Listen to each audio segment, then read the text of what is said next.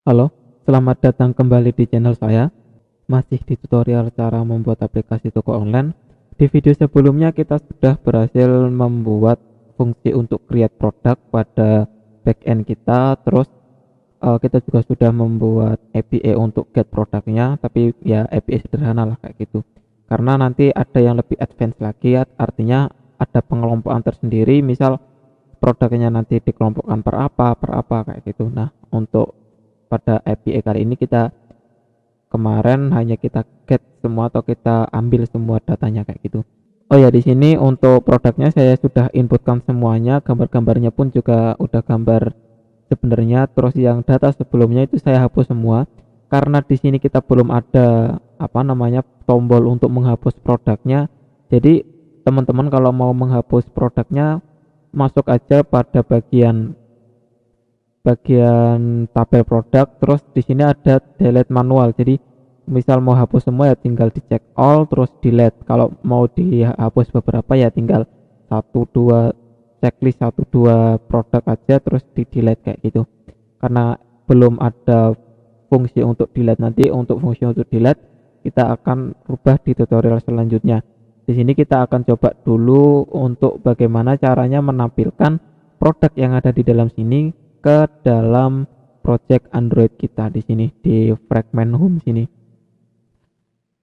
Oke, langsung saja untuk caranya. Pertama kita buka pada bagian API service, pada API service. Kalau kita lihat kemarin kan untuk API-nya itu kita copy dulu ini, coba kita copy. API-nya kan API produk kayak gini kan untuk mendapatkan semua data produknya. Terus caranya kita pada bagian API service kita copy aja dulu ini semua, kita copy, kita ganti untuk di sini get product.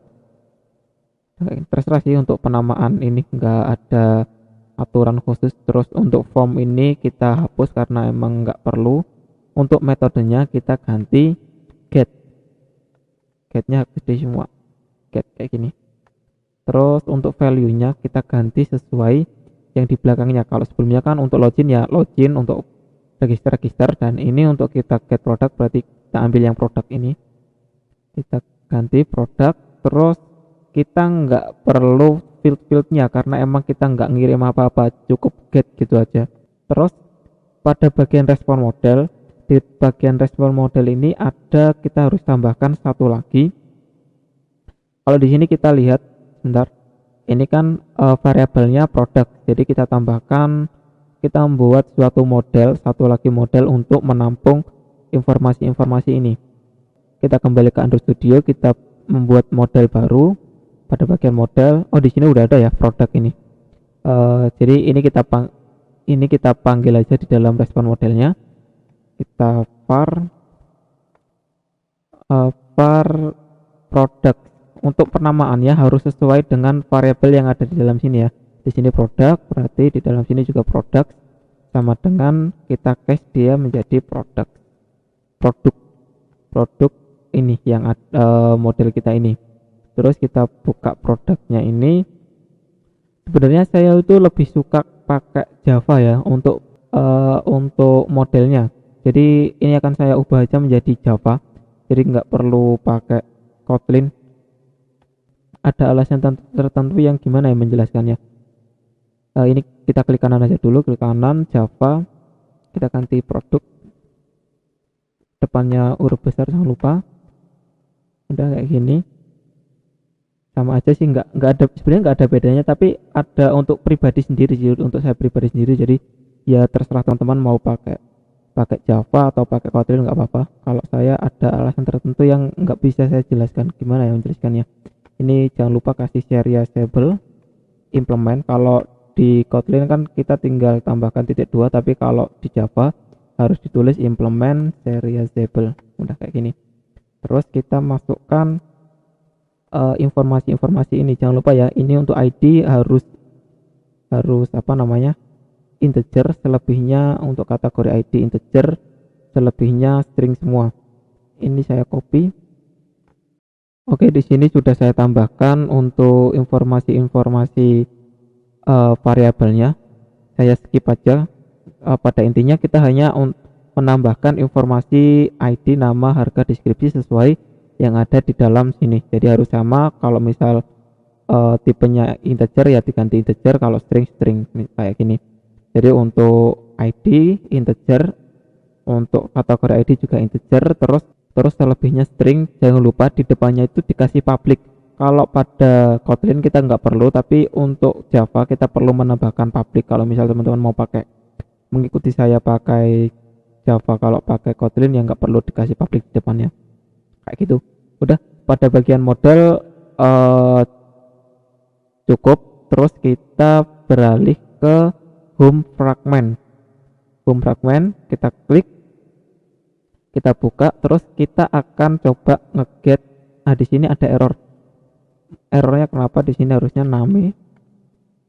Terus di sini ada ini harusnya udah nggak kita pakai sih. Ini kita komen aja semuanya atau kita hapus. Kita komen aja ya, siapa tahu nanti masih butuh. Kita komen dulu semuanya. Di sini ada error. Errornya kita biarkan aja dulu, nanti kita perbaiki di belakang. Pertama, untuk get data produk tadi, caranya hampir sama seperti ketika kita login. Kita buka login dulu, kita buka login. Pada bagian apa ini API config retrofit ini kita copy aja biar nggak usah ngetik ulang. Kita copy semuanya, kita pindah ke home fragment. Di sini kita buat aja satu function. Kenapa ini kemarin saya taruh di sini semua ya? Ini kita buat function dulu di bawah sini. Kita buat fun get product. Untuk penamaan functionnya bebas, nggak ada aturan tertentu. Terus kita paste semuanya di sini di dalamnya. Terus di sini untuk tas ini kita coba hilangkan dulu. Terus di dalam sini juga kita hilangkan semuanya, kita hapus.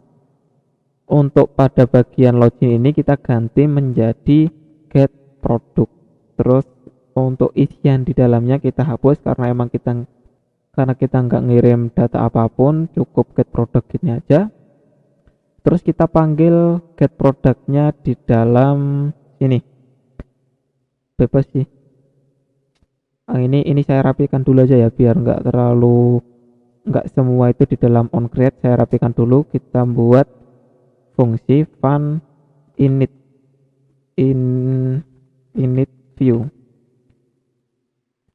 Ini tuh biasanya biar untuk merapikan kode kita, biar semua pemanggilan itu nggak di dalam onCreate kayak gini kan nggak enak. Jadi init gini aja deh. Terus di sini kita parsing view kayak gini. Terus pada bagian ini VP inisialisasi layoutnya kita cut, kita taruh di dalam init view sini. Terus init view-nya kita panggil di paling atas, init view. Kita parsing view-nya ini ke dalam sini.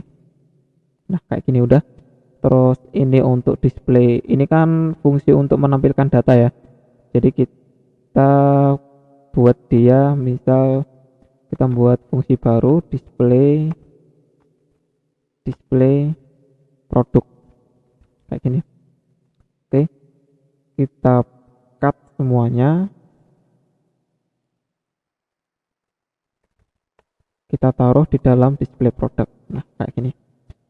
Jadi pertama kita get dulu datanya, get product, baru kita display produknya. Nah seperti ini. Ini kan ada error, kita coba kita komen dulu aja. Kita coba API kita ini jalan atau tidak. Terus di sini kita coba run dulu. Kita coba run, gimana hasilnya. Di sini ada errornya itu pada bagian adapter produk, karena nama sama gambarnya itu kita ubah kemarin. Jadi di sini juga kita harus ubah nama, Terus untuk gambarnya kita ganti menjadi image seperti yang kita buat kemarin di video sebelumnya. Tapi di sini tuh dia harusnya integer kan. Ini kita komen aja dulu karena nanti akan kita rubah keseluruhannya. Oke, coba kita run ulang. Oke, ini udah selesai tapi kosong semua. Kenapa? Karena kan untuk data produknya kemarin tadi kita ganti semua, kita hapus, nggak kita tampilkan. Tapi di sini yang mau saya tekankan adalah coba kita buka pada run di sini. Kita mau coba lihat apakah produk ini tuh ke-get apa enggak, dan ternyata di sini sukses kan, datanya sukses, kita sudah berhasil get produk, berhasil. Di sini ada informasi produknya kayak gitu dan enggak ada error. Jadi dari data produk ini baru nanti kita tampilkan ke dalam home fragment kita. Oke. Oh ya, di sini kalau kita lihat coba untuk lebih enaknya, di sini kan sebenarnya bukan objek ya, tapi di sini itu dia berupa array. Jadi di dalam model respon model kita ini harusnya itu error ya, harusnya di home fragment ini kita harusnya error karena pada modelnya itu produknya itu kita set dia sebagai objek padahal harusnya itu dia array. Jadi untuk array itu kita tambahkan array list.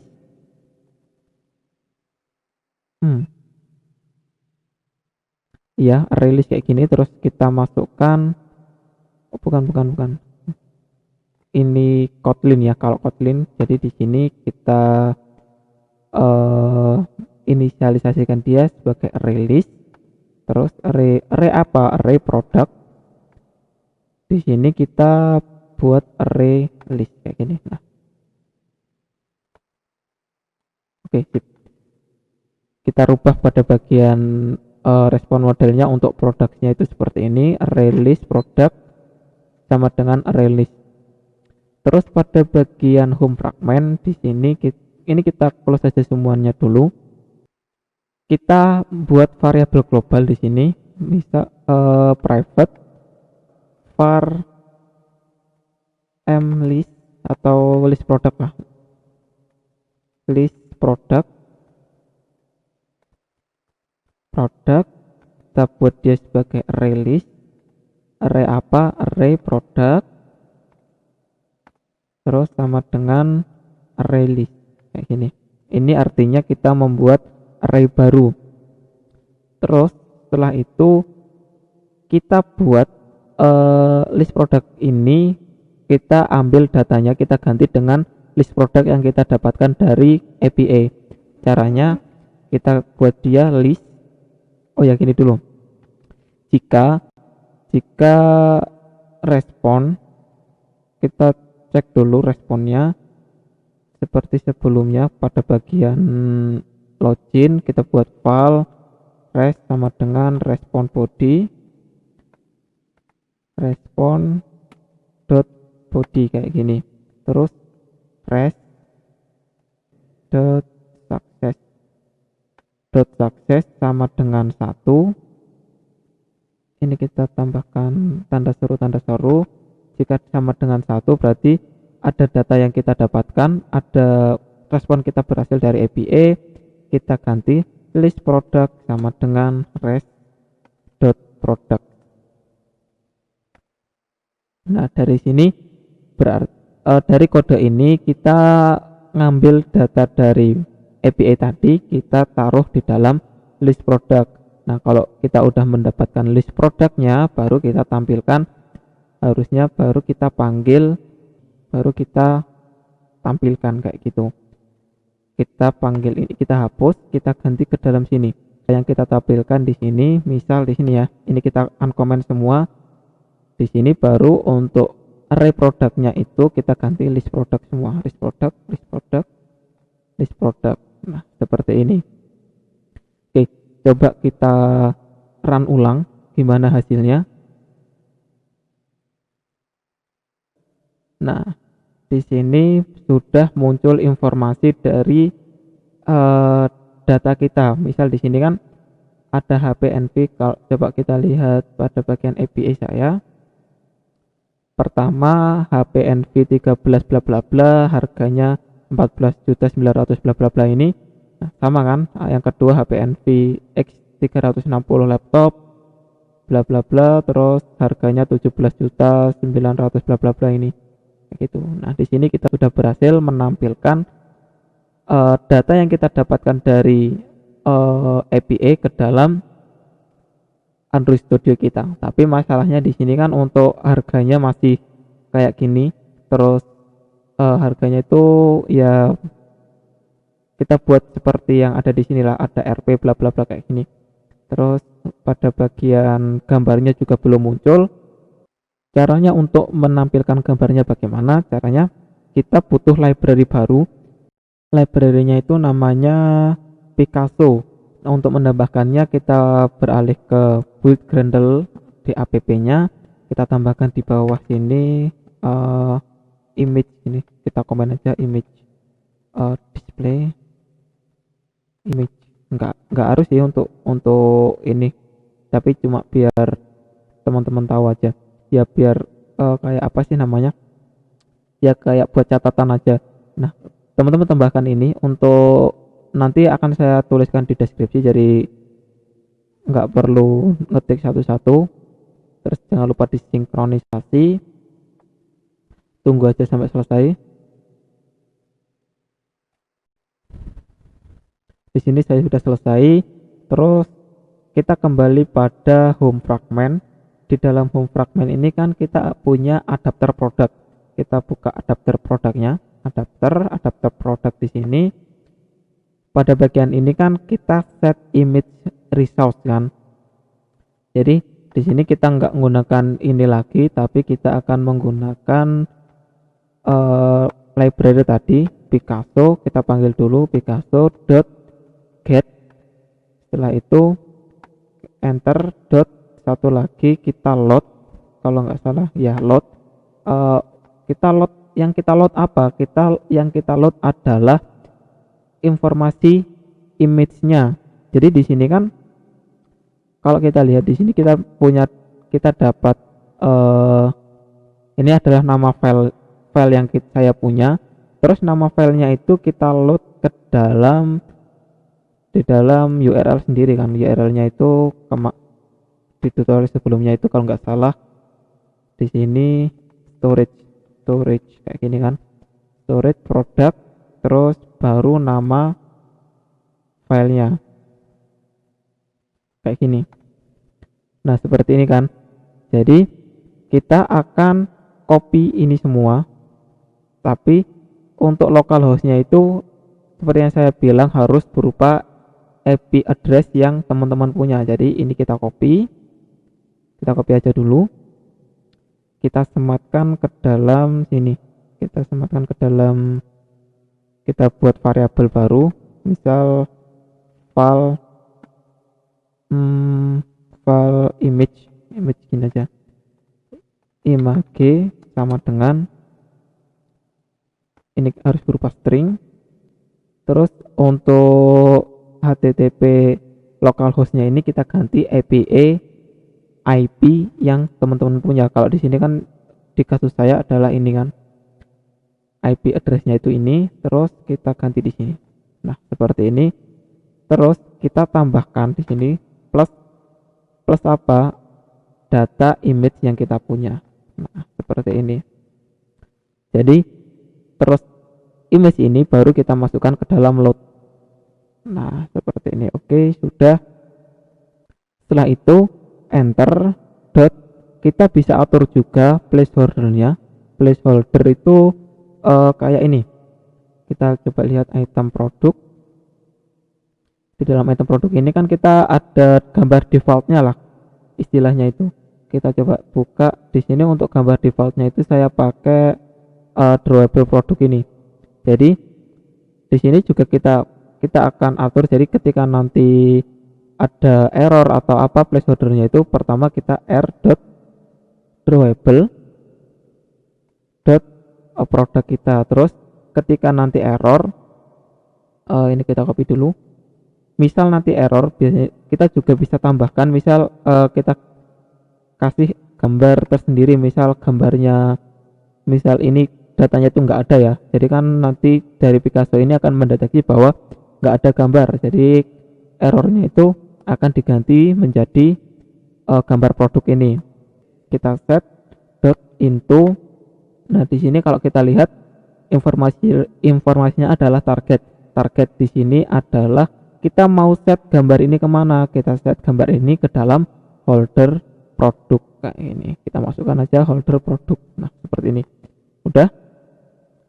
Setelah itu di sini kita tambahkan satu lagi pada bagian harga ini kan, kalau kita lihat di sini masih angka biasa ya. Di sini kita tambahkan di depannya misal rp titik kayak gini, terus plus seperti di backend sebelumnya.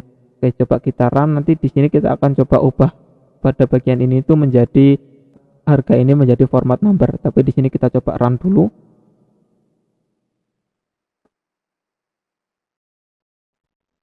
Oke, di sini saya sudah coba kita lihat.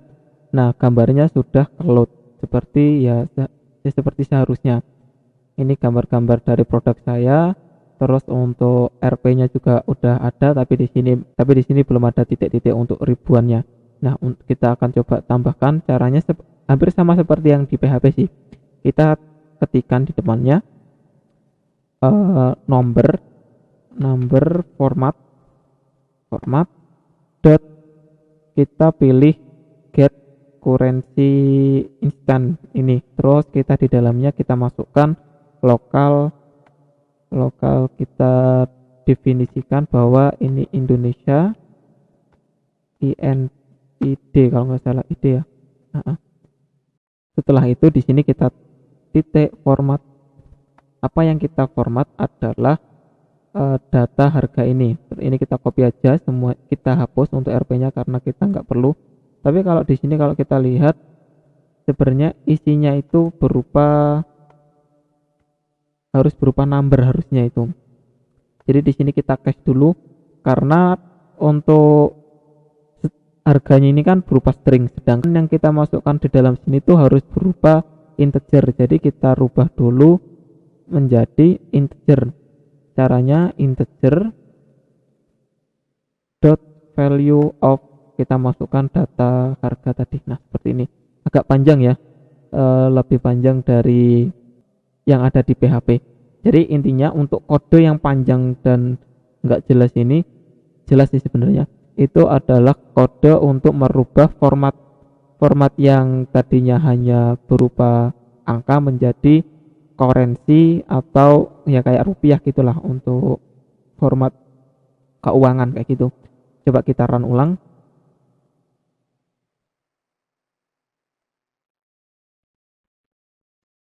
Oke, di sini sudah. Nah, di sini sudah berhasil untuk formatnya sudah berubah menjadi format rupiah atau format Indonesia lah kayak gitu. Nah, seperti ini. Jadi di sini kita sudah berhasil menampilkan data dari backend atau dari database ke dalam Android kita. Saya rasa cukup sampai di sini dulu untuk tutorial kali ini. Semoga bisa dipahami. Kalau ada yang kurang jelas atau error bisa tinggalkan di kolom komentar. Untuk teman-teman yang belum subscribe, silahkan di subscribe dulu supaya tidak ketinggalan video-video lainnya. Oke, terima kasih. Sampai jumpa di tutorial selanjutnya. Thank you, bye-bye.